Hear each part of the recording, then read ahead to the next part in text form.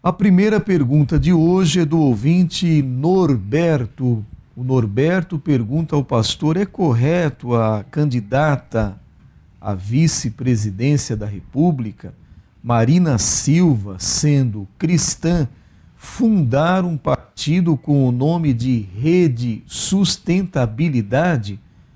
Ele soube, o Norberto, que este nome se refere à nova era. Quero dizer ao nosso consulente que o título escolhido para o seu partido na disputa eleitoral, Rede Sustentabilidade, nada tem a ver com o movimento Nova Era. O movimento Nova Era é um movimento ocultista, não trata de política.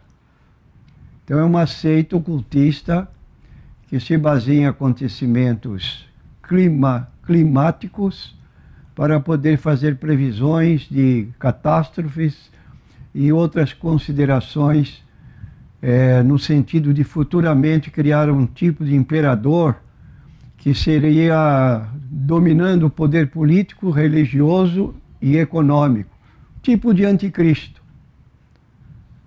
Mas toda essa colocação não tem nada a ver com o partido da nossa irmã, que está sendo aqui objeto de controvérsia.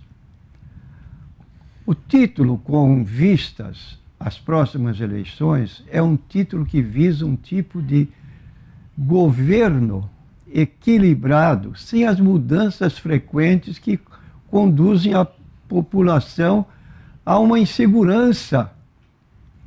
Por exemplo, essa troca de ministros tão frequentemente, 39 ministros, muda para cá, muda para colar, e a situação continua a mesma.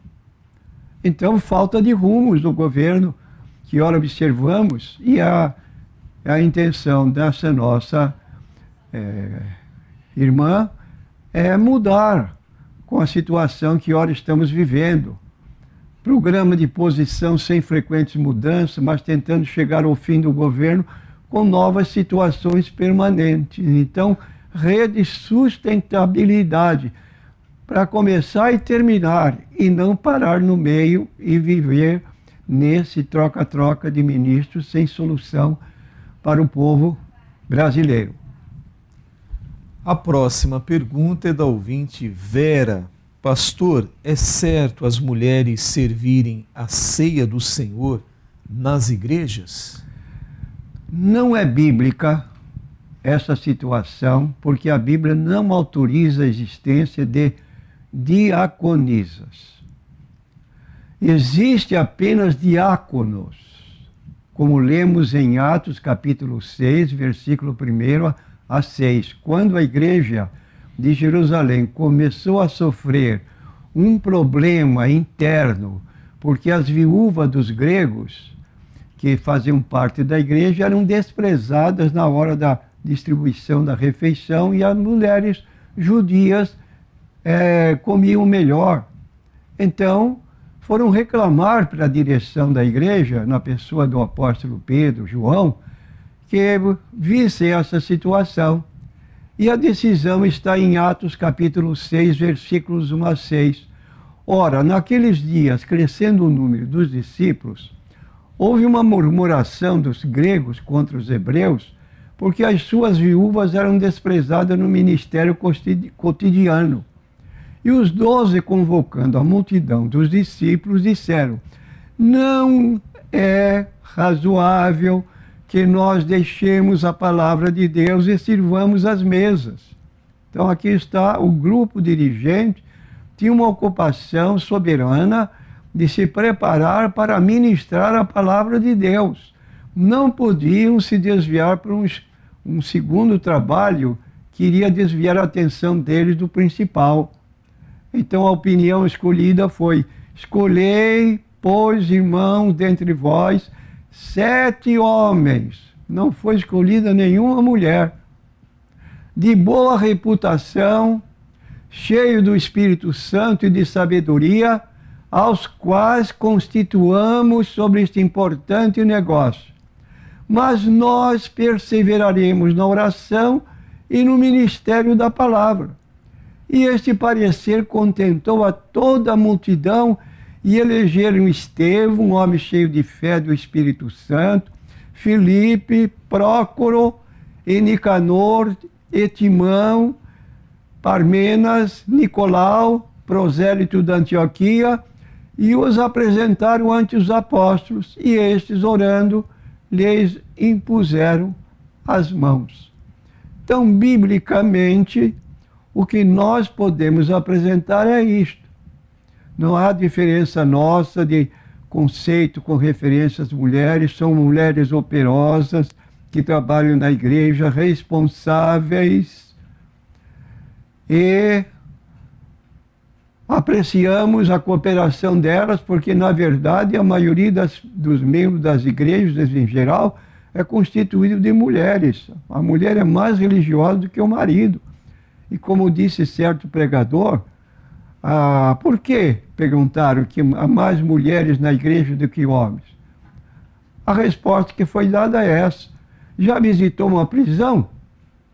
Na prisão tem mais homens do que mulheres. Quer dizer, quando a pessoa não tem lugar para Cristo, está sujeita a essas situações anômalas de cair numa prisão porque cometeu um crime, etc.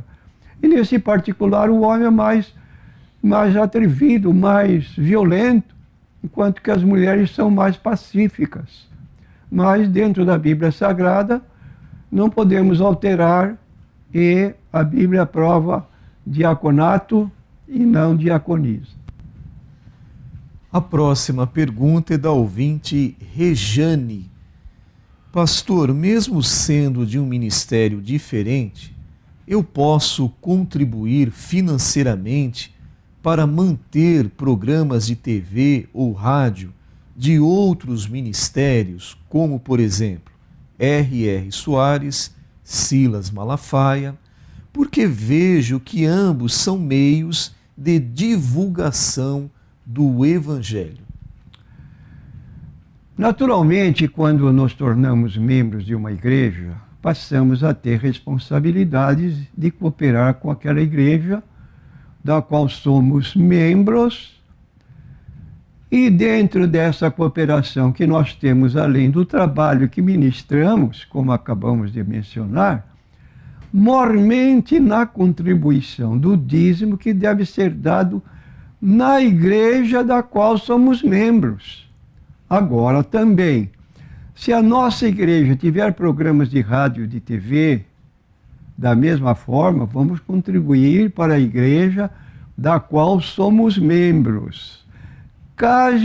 Caso haja disponibilidade econômica suficiente, então se pode ajudar programas evangelísticos como os apontados na pergunta da nossa consulente, como estamos agora respondendo. A próxima pergunta é NQI Mulher, e ela faz aqui inicialmente um relato ao pastor.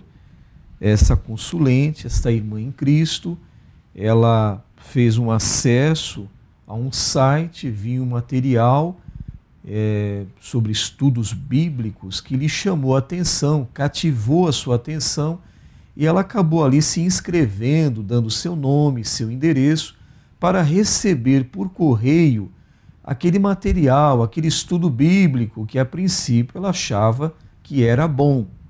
Muito bem, então vai aqui o relato da nossa consulente. Moro pouco tempo aqui em Santos e há 2 dias fui visitada por adventistas que começaram a questionar a minha forma de crer, mormente perguntando se ela guardava o sábado, e falaram que está escrito literalmente que o sábado é o dia do Senhor. Então, a nossa consulente se sentiu confusa com tantas perguntas, ela já não soube mais dialogar, responder, e diz aqui que em lugar nenhum do Novo Testamento, disse ainda esse adventista, encontramos essa posição com relação ao sábado. Então a nossa consulente, ela ligou e fez esta pergunta, ela pede ajuda ao pastor. Então veja bem, ela entrou no site, não sabia, gostou ali do material, se inscreveu e aí veio a própria pessoa entregar na sua casa. O adventista foi lá, bateu na sua porta para entregar o material e aproveitou e começou a fazer questionamentos e colocou ela então numa situação de dúvida. Então está aí a pergunta da nossa consulente. Em primeiro lugar, queremos dizer ao nosso consulente que essa afirmação de que não há nenhum lugar no Novo Testamento onde encontramos a posição de ser o domingo chamado o dia do Senhor e apenas o sábado o é. Essa declaração não tem base na Bíblia Sagrada. Nenhuma vez encontramos no Novo Testamento o sábado sendo chamado dia do Senhor.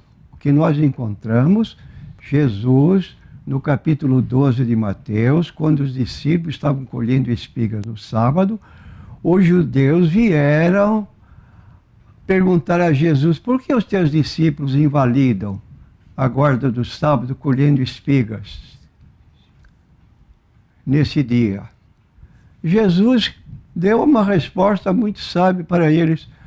E responda: como é que fica os sacerdotes no templo invalidar o sábado e ficar sem culpa?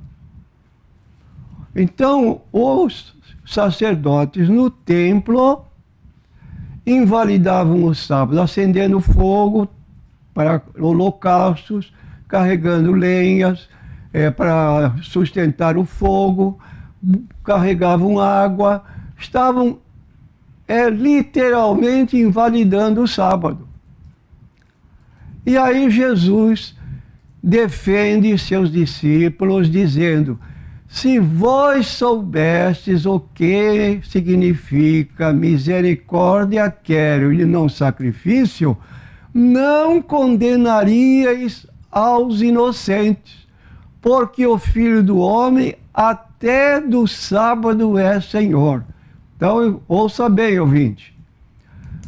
O Filho do Homem até do sábado é Senhor. Não está dizendo que o sábado é dia do Senhor, mas Jesus está dizendo que Ele é Senhor do sábado. Ora, sendo Jesus Senhor do sábado, Ele podia dar a sua sentença como juiz, desde que foi indagado dele, a posição dele com relação aos próprios discípulos. Jesus declarou para os judeus que acusavam: se tivesses misericórdia, não a condenarias os inocentes. E eu pergunto então, qual é a culpa do inocente, declarado na autoridade do Senhor Jesus Cristo? Agora, nós encontramos no Apocalipse, capítulo 1, versículo 10, o escritor bíblico dizendo: eu fui arrebatado em espírito no dia do Senhor, e ouvia de trás de mim uma grande voz como de trombeta. Essa expressão dia do Senhor, repetimos, no Novo Testamento não se refere à guarda do sábado. Essa expressão dia do Senhor, no grego é Kyriakemera, quer dizer, dia de Deus, dia do Senhor, referindo-se à pessoa de Jesus que ressuscitou no primeiro dia da semana. Está aqui em Marcos, capítulo 16, quando as mulheres foram ao sepulcro para observar ao Senhor Jesus Cristo. Diz aqui: e Jesus, estou lendo Marcos 16, versículo 9. Jesus, tendo ressuscitado na manhã do primeiro dia da semana, apareceu primeiramente a Maria Madalena, da qual tinha expulsado 7 demônios. E partindo ela, anunciou aqueles que tinham estado com ele, os quais estavam tristes e chorando. E ouvindo que eles vivia e que tinha sido visto por ela, não o creram. Depois manifestou-se outra vez a dois deles no caminho de Emaús. E indo eles anunciaram aos outros que nem ainda estes creram.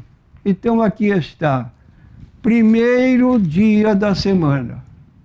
Primeiro dia da semana é o domingo. O que o Antigo Testamento proferia a respeito desse dia? No Salmo 118, aqui tem uma profecia que foi repetida por Jesus em Mateus 21, 42. Diz assim, estou lendo Salmos 18, 22 a 24. A pedra que os edificadores rejeitaram tornou-se cabeça da esquina. Da parte do Senhor se fez isso. Maravilhoso é aos nossos olhos. Este é o dia que fez o Senhor, regozijemo-nos e alegremo-nos nele. Qualquer pessoa que está afeita à leitura da Bíblia vai encontrar em Mateus, capítulo 21, versículo 42, o próprio Jesus aplicando a si a interpretação desse texto bíblico, quando o texto diz assim, estou lendo em Mateus 21, 42,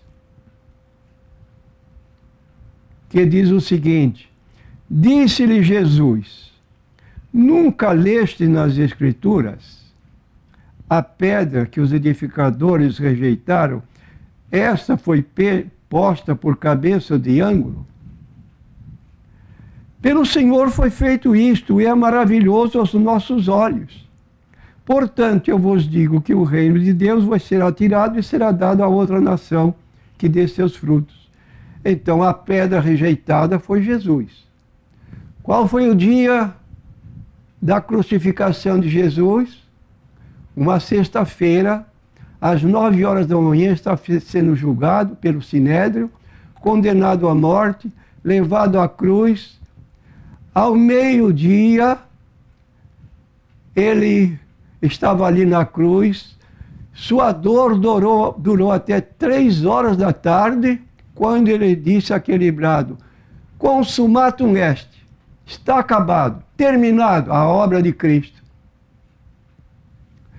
Ele ficou das 3 às 6 horas ainda com seu corpo na cruz, antes que começasse o sábado. José de Arimateia e Nicodemos foram falar com o governador romano, pediram o corpo de Jesus.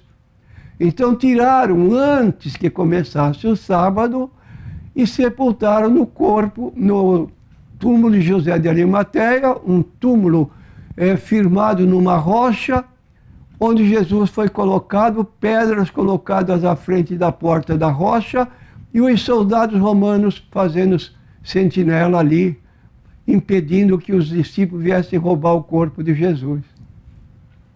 Aí está, nesse dia Jesus ressuscitou. Primeiro da semana, Kiriakemera, dia do Senhor, Apocalipse 1 e 10. Este é o dia que fez o Senhor, regozijemo-nos e alegremos-nos nele. E quanto a Jesus, ele é Senhor do sábado. Como Senhor do sábado, de acordo com Mateus capítulo 12, ele dá sua sentença para quem quer descansar e tem medo de profanar o sábado, como a senhora White, uma escritora que serve de guia espiritual para os adventistas. Ela tem mais autoridade do que a própria Bíblia Sagrada para os adventistas. Verdade que eles usam a Bíblia para conosco, porém a autoridade deles Todo o ensinamento deles é tirado do livro O Grande Conflito, escrito por essa senhora.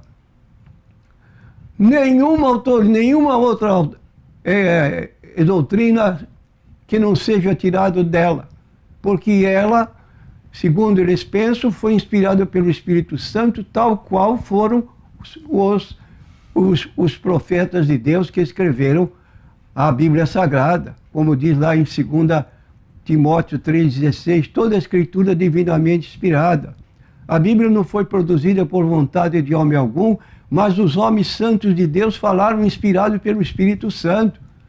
E os adventistas passam para esta mulher que aos 9 anos de idade sofreu uma pedrada no rosto, perdeu a sua inteligência no sentido de ficar sofrendo da cabeça, depois restaurou-se, e aí começaram as suas visões, de ter ido até o céu e encontrado lá nosso irmão Enoque, que foi trasladado lá no Saturno, porque lá tinha, Saturno tem muitas estrelas ao redor, então aquele lugar só pode ser descrito como Saturno. Então tenhamos cuidado, irmãos, como esta jovem aí, inocente, está aqui na cidade, não tem familiaridade, vê lá na internet, solicita um presente lá, um livro, chega a pessoa em casa e já vai em cima, martelando que ela está errada, que precisa guardar o sábado. Onde se viu salvação por guarda de dia?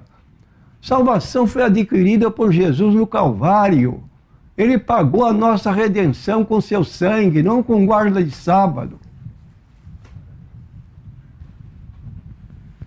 Muito bem, então está aí. Se a nossa ouvinte estiver nos acompanhando, nos ouvindo agora, por favor, ao término do programa, às 9 horas, ligue para nós aqui no estúdio, fale com o pastor está sempre disposto a dar um estudo bíblico, a passar maiores informações para os nossos ouvintes ficarem preparados contra estas heresias. Então, entre em contato conosco, por favor, ligue, fale com o pastor, agende com ele um dia para fazer um estudo. O pastor é sempre voluntário para ensinar, disposto a ensinar. Já estamos chegando ao fim do nosso programa, mas dá para responder ainda uma pergunta aqui do Beto. Beto ligou, pergunta ao pastor o que é o espinho na carne de Paulo, citado lá em 2 Coríntios capítulo 12, pastor. Bom, é uma pergunta dificílima de responder porque nem a própria Bíblia responde. E nós não podemos ir além do que está escrito fazendo conjecturações sobre um ponto que não está revelado. Mas diz aqui, a partir do capítulo 12 de 2 Coríntios, que Paulo se esconde no anonimato quando ele quer contar ou revelar aos coríntios uma revelação que ele teve da parte de Deus. Só que ele não se identifica, ele fala como se fosse um terceiro. Escute só. Na verdade que não convém gloriar-me, mas passarei as visões e revelações do Senhor. Conheço um homem em Cristo, que ele próprio, que há 14 anos, se no corpo, não sei, se fora do corpo, não sei, Deus o sabe, foi arrebatado ao terceiro céu. E sei que o tal homem, se no corpo, se fora do corpo, não sei, Deus o sabe, foi arrebatado ao paraíso e ouviu palavras inefáveis, que ao homem não é lícito falar. De alguém assim me gloriarei eu, mas de mim mesmo não me gloriarei, senão nas minhas fraquezas. Porque se quiser gloriar-me, não serei honesto. Porque direi a verdade, mas deixo isto, para que ninguém cuide de mim mais do que em mim vê ou em mim ouve. E para que não me exaltasse, agora ele já começa a se colocar como a pessoa que ele diz: conheço um homem que há 14 anos. Se você, meu prezado ouvinte, tiver lembrança que no capítulo 14 de Atos, versículo 19, quando Paulo tentava fugir da cidade de Damasco, ele foi apanhado pelos seus inimigos, inimigos do evangelho que ele pregava, e o apedrejaram e o abandonaram como se ele estivesse morto. Mas vieram os discípulos, cuidaram dele e ele recobrou vida. Então, nesse ínterim, entre deixado morto pelas autoridades que perseguiam os cristãos e a chegada dos cristãos que procuravam ajudá-lo e realmente o ajudaram, ele teve, nesse pequeno intervalo, o que ele disse, que foi ao céu, não sabendo se estava no corpo ou fora do corpo. O que nós, então, deduzimos que o corpo morto está inativo, porém o espírito sobrevive ao corpo e está em atividade. E nesse ínterim é que ele subiu ao céu e agora podia dizer então: para que não me exaltasse pela excelência das revelações, foi-me dado um espinho na carne, a saber, um mensageiro de Satanás para me esbofetear, a fim de não me exaltar, acerca do qual 3 vezes orei ao Senhor, para que se desviasse de mim, e disse-me: a minha graça te basta, porque o meu poder se aperfeiçoa na fraqueza.